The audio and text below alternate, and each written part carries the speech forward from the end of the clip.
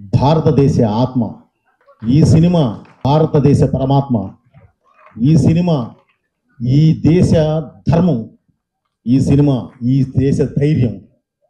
ఇలాంటి ఒక అద్భుతమైన వేదిక మీదే, ఫౌండేషన్ మీదే ఈ సినిమా చేయడం జరిగింది. అంటే ప్రపంచ దేశాల్లో మీరు ఎక్కడికి వెళ్ళినా సరే మీకు ఒక మతం కనిపిస్తుంది, కానీ ఈ దేశంలో మాత్రమే ఒక ధర్మం కనిపిస్తుంది, సనాతన హైందవ ధర్మం. ఆ ధర్మాన్ని బేస్ చేసుకొని వెళ్ళేదే ఈ సినిమా. మీరు మీ ఇంట్లో ఉన్న చిన్న పిల్లల దగ్గర నుంచి అమ్మా నాన్నల వరకు అందరూ వరుసలో కూర్చొని అద్భుతంగా చూస్తారు.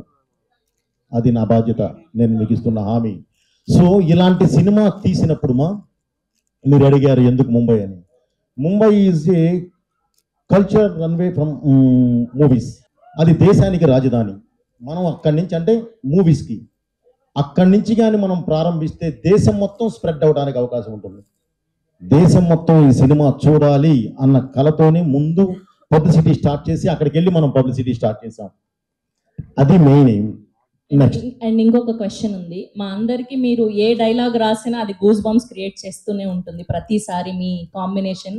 కానీ స్పెషల్గా ఈ అఖండ 2లో మీకు గూస్ బంప్స్ క్రియేట్ చేసిన డైలాగ్ ఏంటి, సీన్ ఏంటి? నీ బిడ్డల్లో ఏ బిడ్డ బాగుంటాడు అంటే ఏం చెప్తాం చెప్పమా. ఇది రాసింది నేనే, ఇది తీసింది నేనే.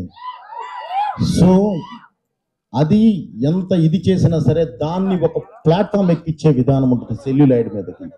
దానికి నాకు కావలసిన నా ఆయుధం బాలయ్య గారు, ఆయనతో ఉన్నారు. సో ఇందులో ప్రతిదీ మన కల్చర్కి, మన ట్రెడిషన్కి లాక్లో ఉంటుంది మా.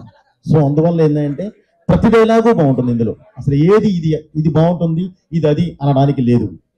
కాబట్టి ప్రతిదీ బాగుంటుందమ్మా. Thank you very much. నేను చెప్పా ఆల్రెడీ, ఆయన ఇలాంటి ఆన్సర్లే చెప్తానరా, అడగొద్దు మనం దొరికిపోతామని. అయినా సరే వాళ్ళు వినట్లేదు సార్, ఏం చేయమంటారు? అయ్యో లేదు. Okay, yes. సో ఇప్పుడు